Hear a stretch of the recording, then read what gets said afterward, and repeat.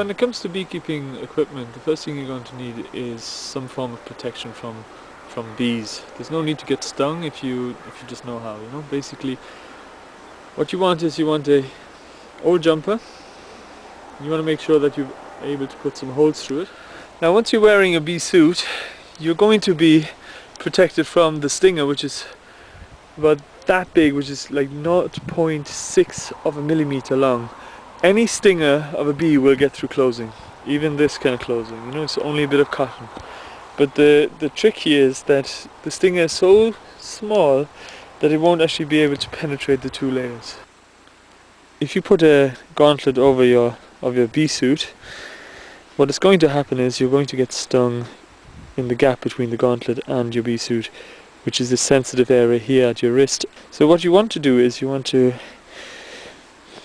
pull forward your jumper, and that's why you have this little hole here, and that means also that your jumper will never fall back into your suit.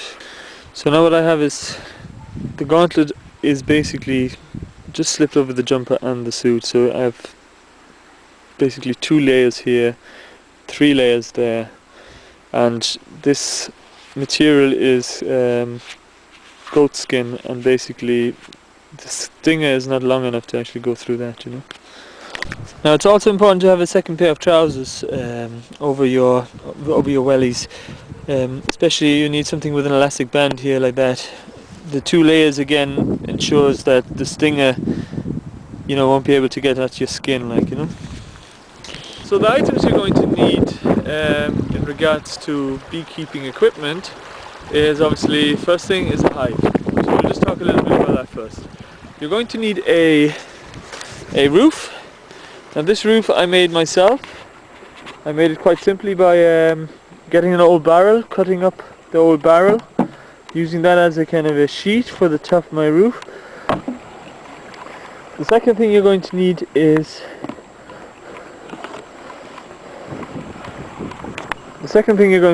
a crown board, and that is what actually basically seals the top of the hive underneath the roof.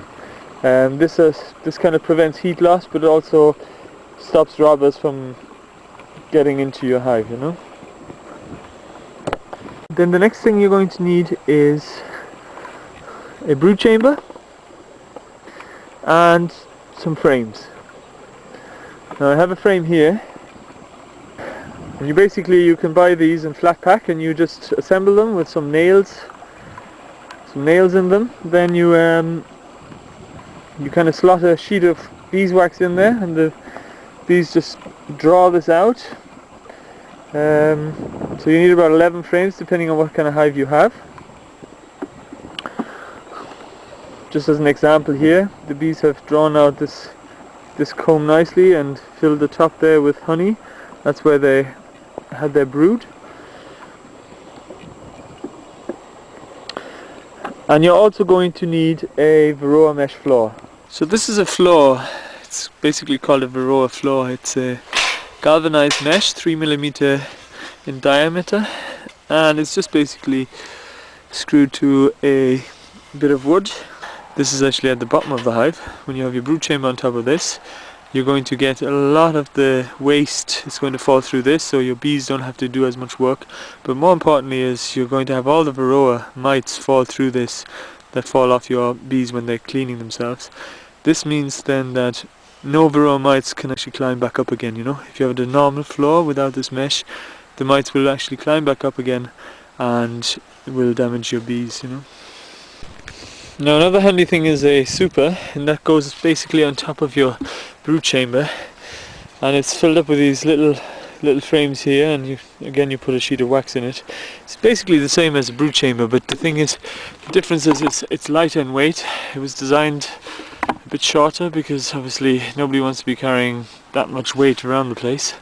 You can get about 30 jars of honey from each super, and you will need about 3 per hive. So here's another item that you're going to need. It's called a smoker. Make sure you get one with a cage on it because they get very hot, and make sure you also buy a nice big one so you can really fill it up with the fuel for it. Now there's different materials that you can use actually for your smoker, so you don't have to buy these, but they're really handy and they do smoke for a long time.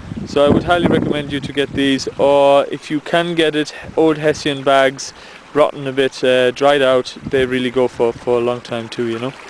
Now this is bracken. It's a wonderful smoker fuel. This time of the year it's a good time to really collect it and try and, you know, bag it as much as you can. So this is actually what it looks like when your smoker is lit. Now don't go to a hive unless your smoker is actually smoking as well as this one here, because you're only going to be wasting your time, you know, especially if you have aggressive bees. Another item is a bee brush. This is really handy when you want to, you know, get the bees off the comb without shaking the comb. This comes really in handy when you have queen cells. There will be more explanation on that later in different videos. Now when it comes to treating bees for varroa, this is what I would recommend. It's called Apigard, and it is basically just thyme essential oil in a gel, and it really works a treat if you treat your bees before autumn. Now these are hive straps, and they're basically one of the handiest things to have around if you want to move your bees. So you can get a lot of tension on them so that the crown board and the floor are nice and tight sitting on your brood chamber, that the bees can't really escape when you have to move them. This is a very essential item. I would kind of recommend you to get at least 2 hives, if not 4. Now the initial cost is a bit expensive, alright, but once you have your equipment, you have it for 25 years if you look after it, like, you know. There are different hives basically on the market. Now the one I would recommend is a top bar hive, if you can get it, or build one yourself, because it is one of the most natural ways to actually do beekeeping. Now here's another wonderful thing that we need in beekeeping, and this is called a hive tool. It's usually used in separating the super from the brood chamber, because it's usually stuck on with propolis, and you need something really strong. It's made out of very hard steel, so it never will bend or break. You also have got this little hook here, and that's for scraping clean, you know, wax off the top of the frames. You can see it's kind of a little bit black as well, so I usually clean it with a blowtorch, because you want to really kill any diseases or anything like that might accumulate on your hive tool from time to time as well, you know. Now me personally, I'm not really into selling honey or anything like that, so I don't actually have an extractor or anything like that. Now when it comes to buying an extractor, it's quite important that you know, get the size that fits your needs, really, you know. So if you have 2 hives, then I would recommend a small hand extractor. If you have more than 10, you definitely want to be thinking about getting something with a motor, you know, an industrial motor. You'll also need an uncapping knife. Again, you can get that a heated one, or you can just use any kind of kitchen knife that is kind of long. Now last but not least, you're obviously going to need the bees. Make sure you don't pay too much money for a nucleus hive or a swarm of bees. Also make sure that they're obviously free of diseases or anything like that, that they can guarantee that there's no diseases attached to your bees. That's a very serious problem, you know. Also don't buy bees at the end of winter, because you're going to have to get them through the winter as well. Try and buy bees in spring, you know. So if you want to see any more beekeeping videos or natural gardening videos, then just click this link here. Yeah, I hope you enjoyed it. Take care.